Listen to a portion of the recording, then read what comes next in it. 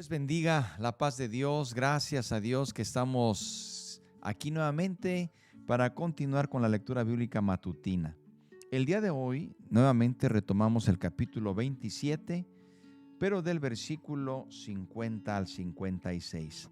Así que mientras usted busca la lectura para leer o escucharnos, aprovecho para agradecerle sus saludos, agradecerle sus comentarios y sobre todo sus oraciones. Así que bueno, le invito pues para que nos ayude a compartir también la lectura con sus contactos.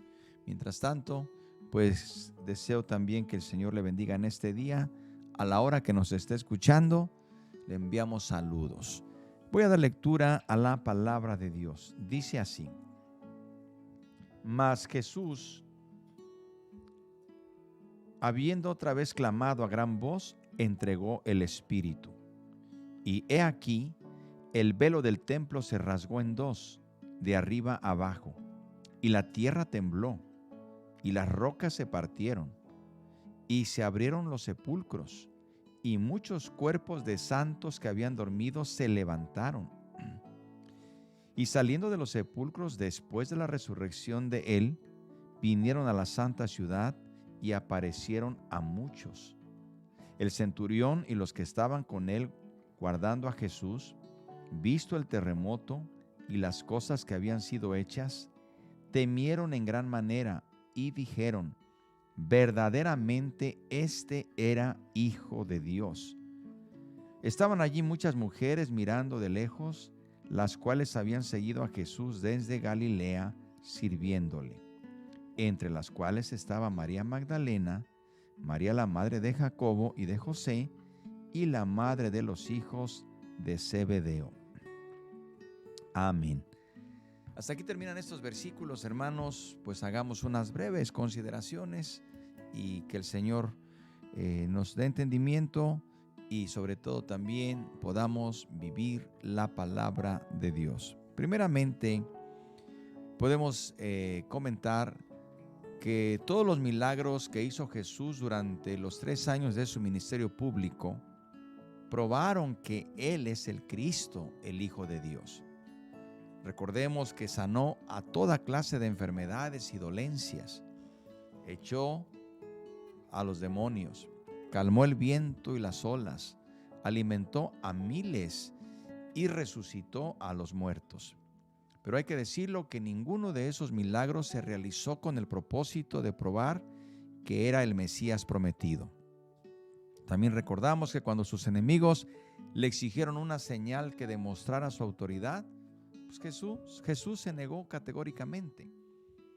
Cada uno de los milagros que realizó fue una respuesta misericordiosa a necesidades concretas de otras personas.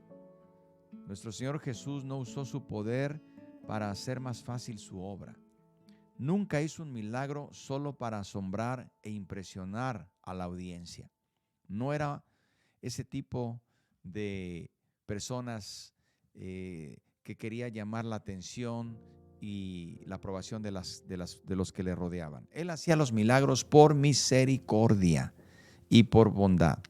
Sus milagros, repito, eran actos de misericordia y tenían el propósito de glorificar a Dios y de enseñarnos lecciones muy importantes. Asimismo, queridos hermanos, debemos decir en este aspecto de lo que sucede en el momento que Jesús entrega el Espíritu, para que podamos apreciar el significado de la rasgadura del velo del templo. Ayuda a estar familiarizado con la disposición del santuario. El templo tenía 2 estancias. Hablamos de lo que pasó en este momento porque es importante ver que el velo del templo se rasgó. Entonces, ¿qué es esto? Bueno, el templo, justamente ese velo que estaba en el templo, debemos tomar en cuenta estos aspectos. Decía que tenía 2 estancias, el lugar santo y el lugar santísimo. Las 2 estancias estaban separadas por una pesada cortina que iba del techo al piso.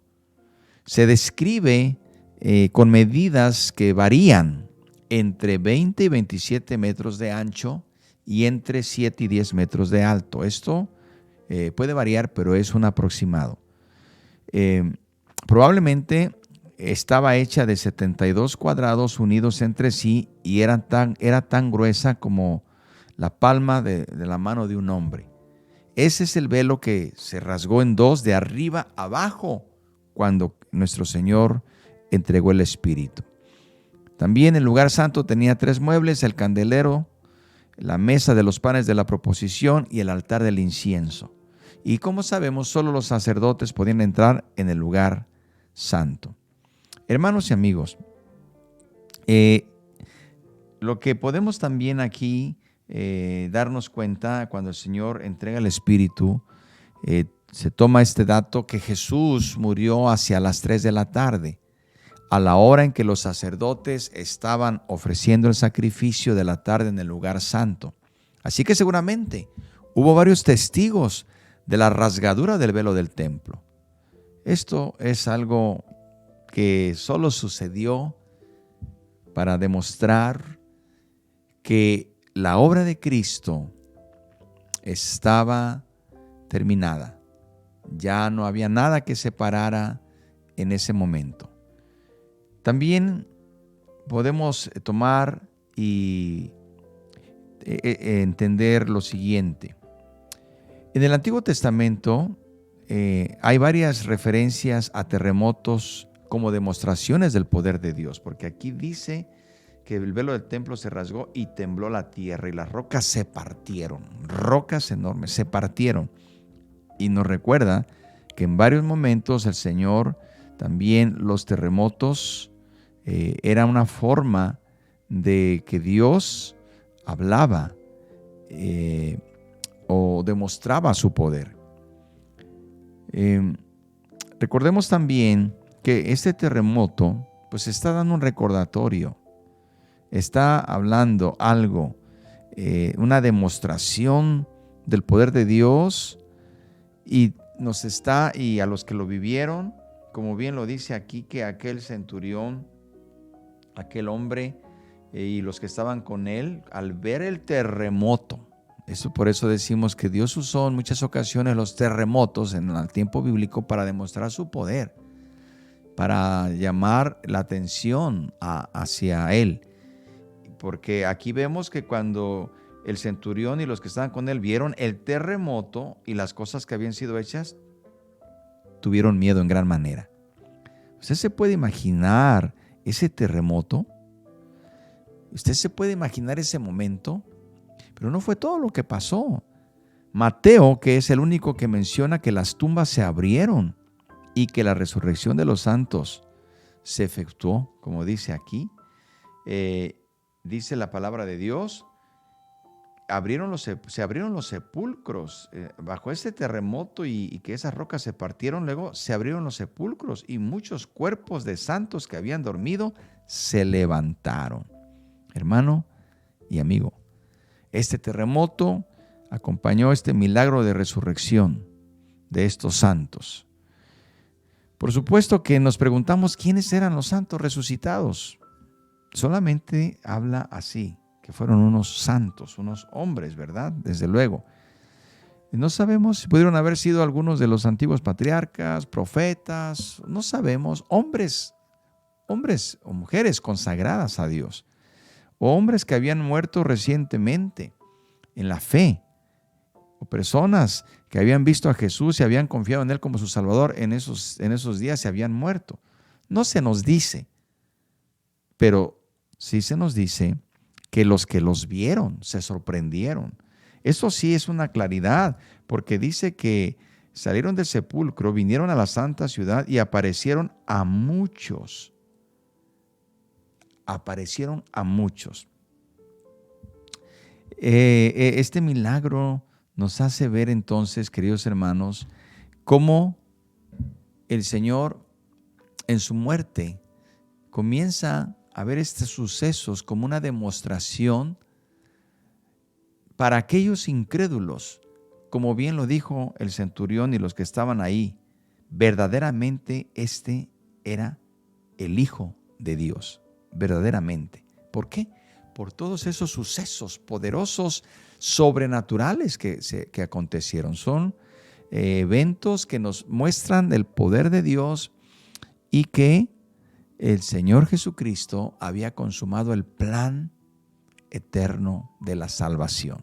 Gloria a Dios por esto. Así que oremos al Señor y demos gracias por esta bendita palabra que nos recuerda del poder extraordinario de nuestro Dios. Oremos y pidamos por las necesidades. Señor, gracias por tu palabra.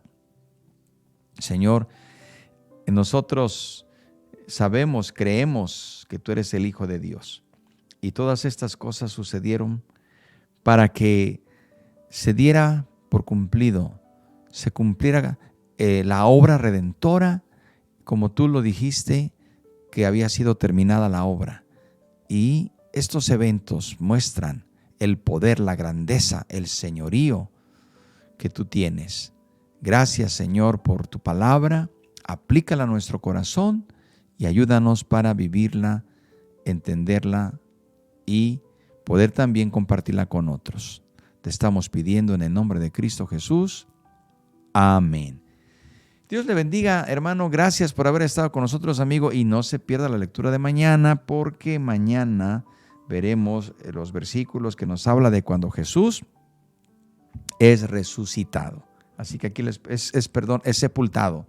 Y después veremos la resurrección del capítulo 28. Mañana, repito, veremos cuando Jesús es sepultado. Aquí le esperamos. Que tenga un día bendecido y que la paz de Dios sea con usted.